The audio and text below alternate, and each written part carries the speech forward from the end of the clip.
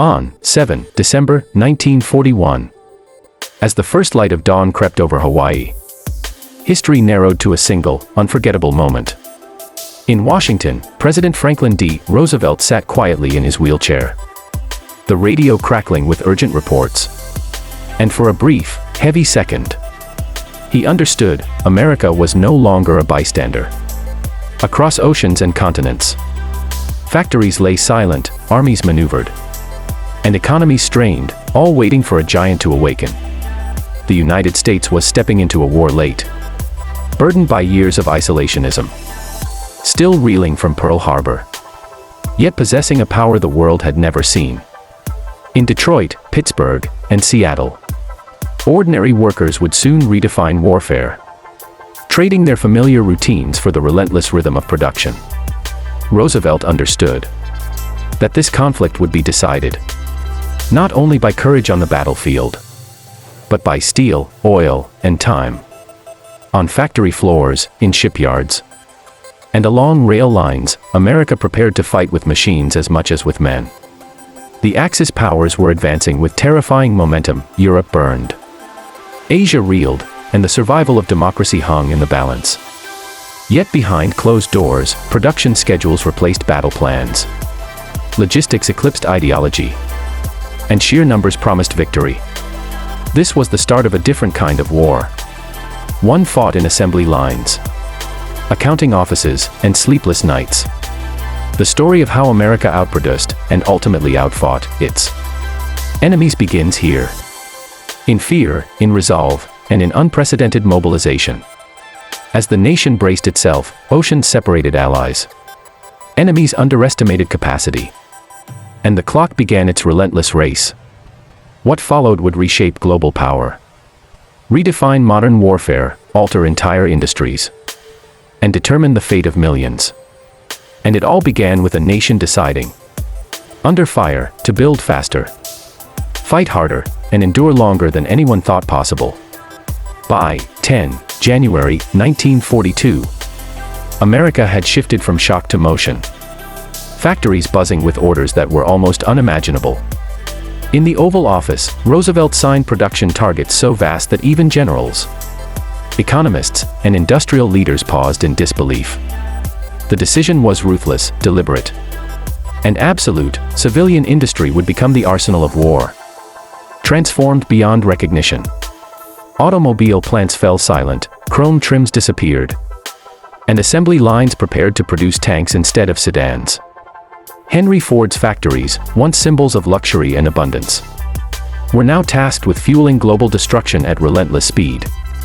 Women stepped into roles long denied to them, welding steel, riveting hulls, and redefining patriotism through sheer labor. In California shipyards, Liberty ships rose from the docks faster than enemy submarines could sink them. Each vessel was crude, imperfect, but replaceable, and together they became lifelines across hostile seas. By 4 March 1942, American output was surging, numbers climbing steadily while Axis resources began to falter. Germany built precision weapons slowly. Japan struggled with scarce materials, and Italy lagged far behind.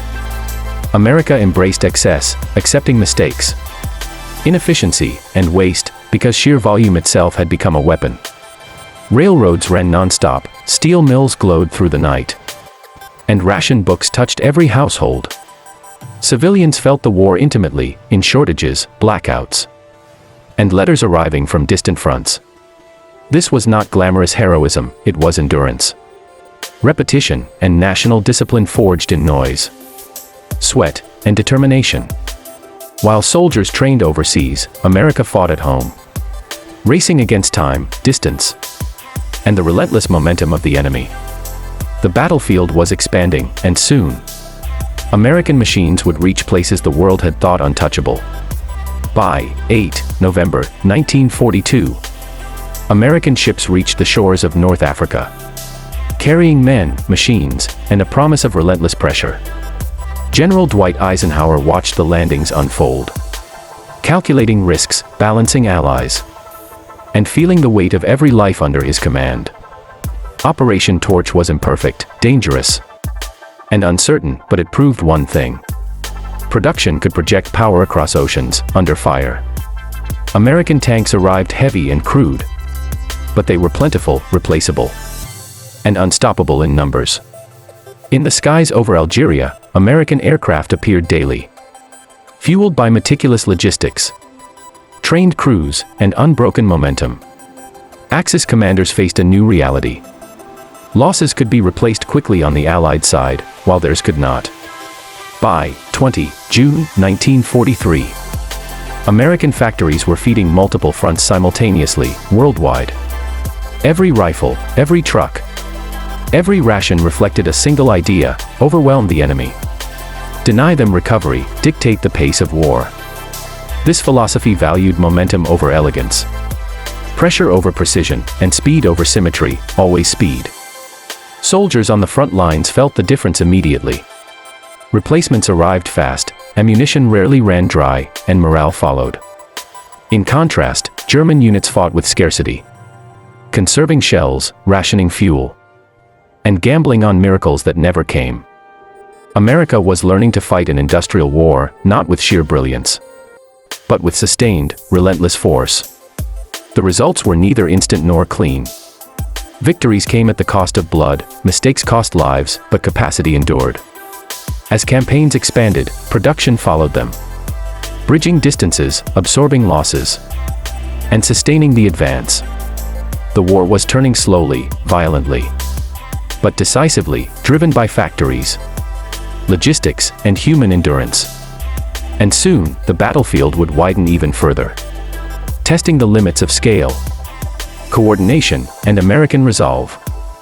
By June 1944, the full machinery of American power reached its ultimate test. The beaches of Normandy. Before dawn, Eisenhower weighed weather reports, casualty estimates, and the fragile hope of nations relying on him. Behind him stood years of preparation. Millions of rifles, thousands of ships, and convoys that had crossed oceans under constant threat.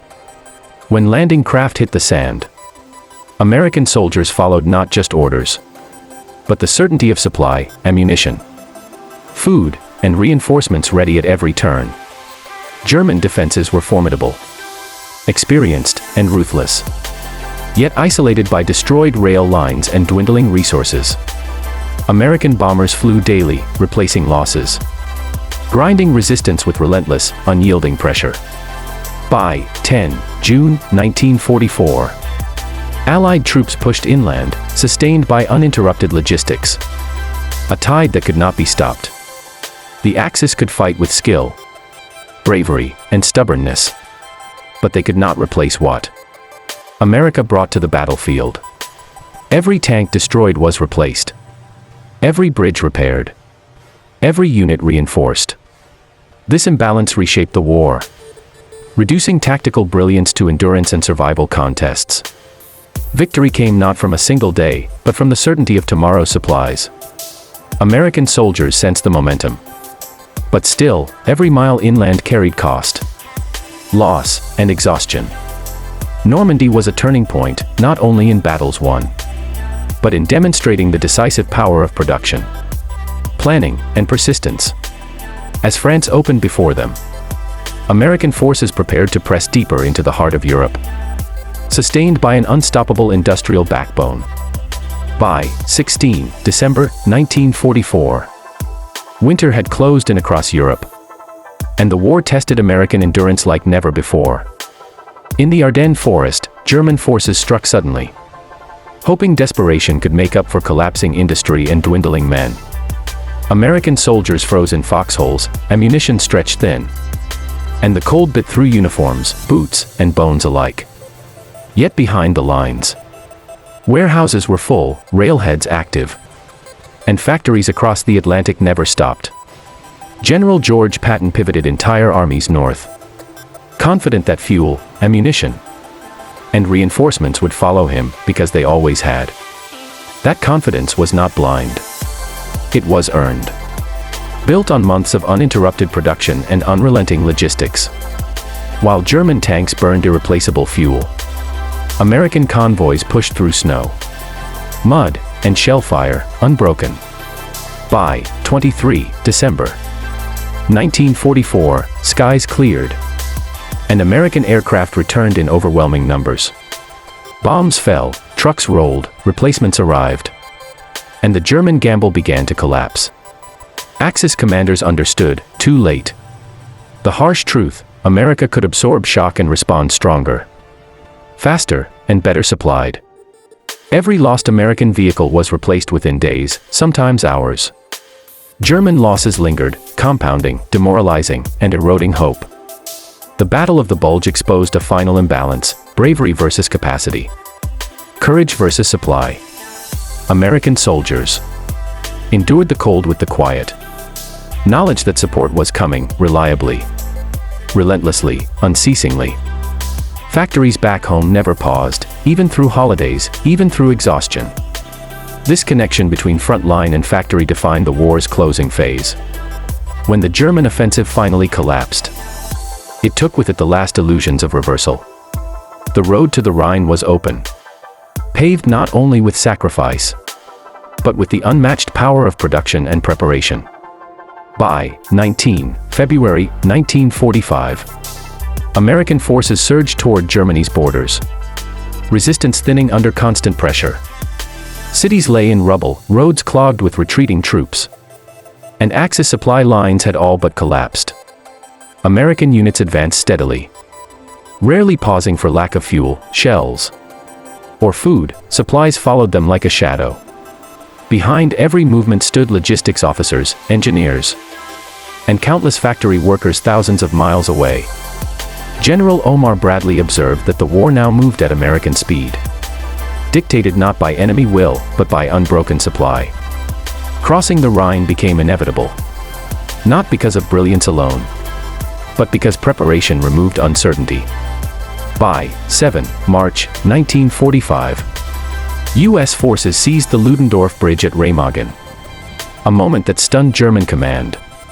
The crossing revealed the power of speed, organization, and relentless pressure, America's industrial might embodied on the battlefield. Within days, entire armies poured across the river, armored columns following plans drawn years before. German resistance fractured, unable to regroup, unable to replace losses, unable to respond to the unstoppable tide. American artillery fired freely, no longer counting shells. Air superiority was absolute, reinforced daily by constant replacement of planes and crews. Factories delivered more than battlefield demand, they created surplus, allowing mistakes, absorbing losses, and accelerating the enemy's collapse. The character of the war had shifted, from contested struggle to managed conclusion. Powered by industry as much as by courage, American soldiers sensed the end approaching.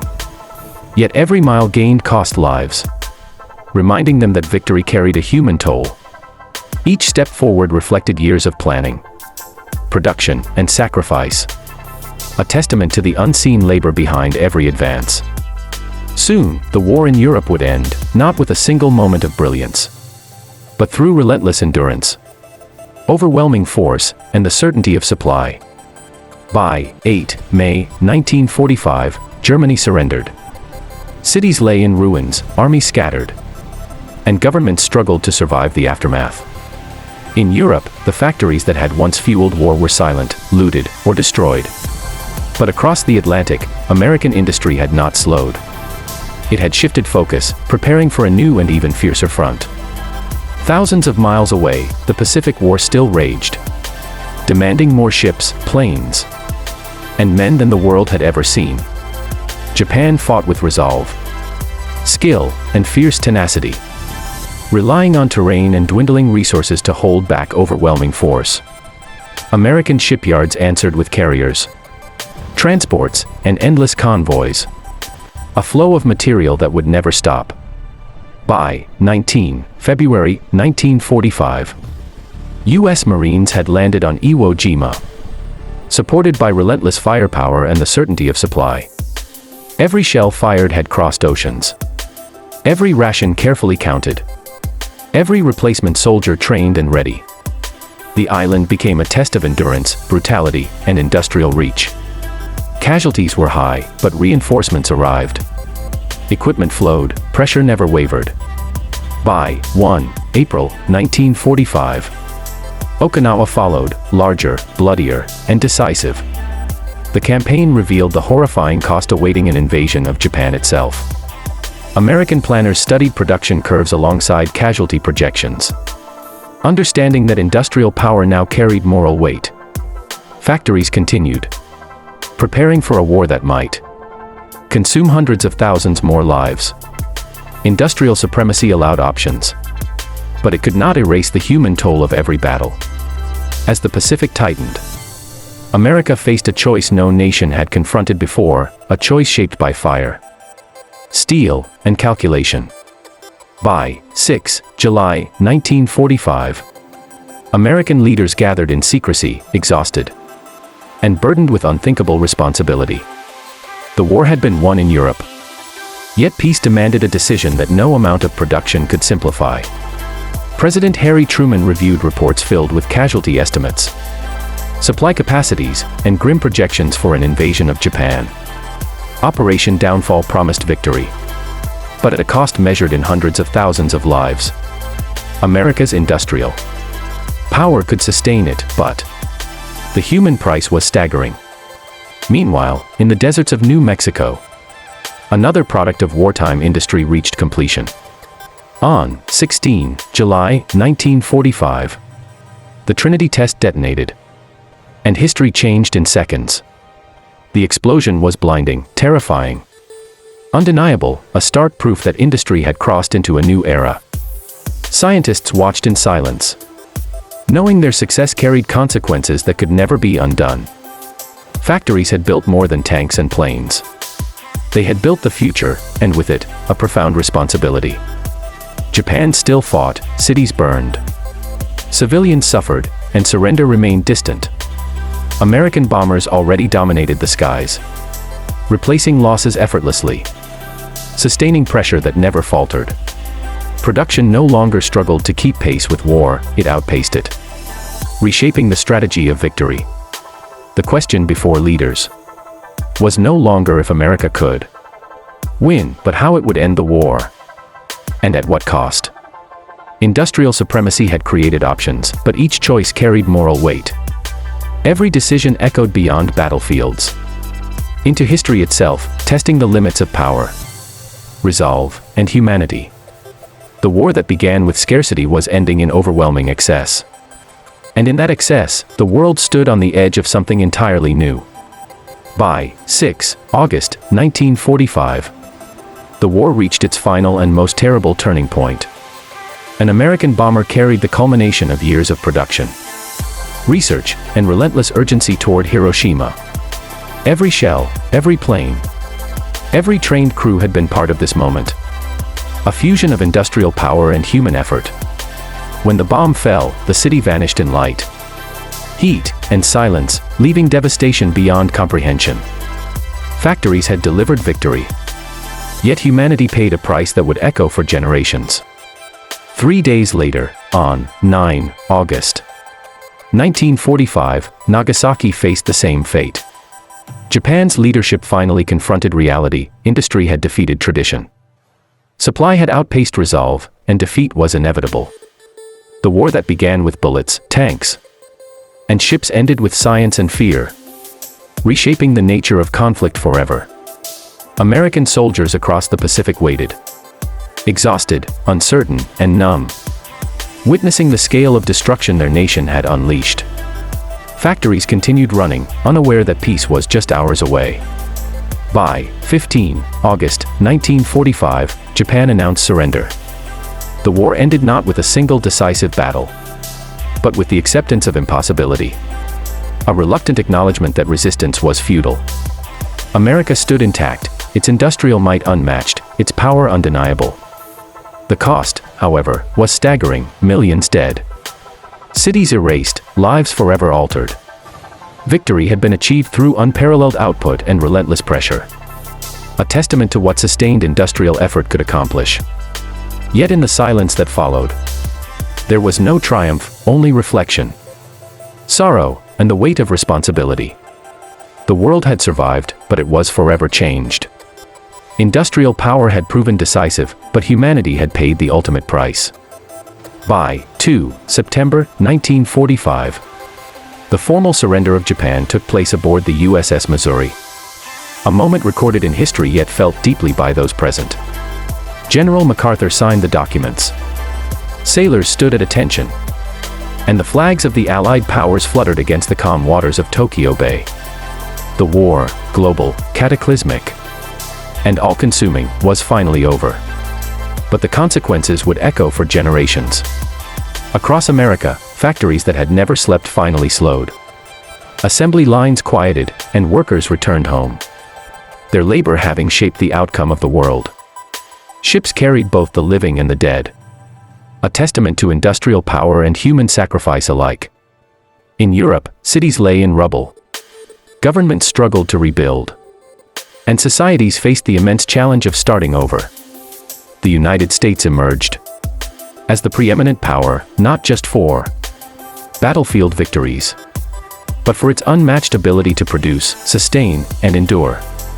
Men and women who had labored unseen in shipyards, steel mills, and factories shared in a triumph invisible on the battlefield, yet decisive nonetheless.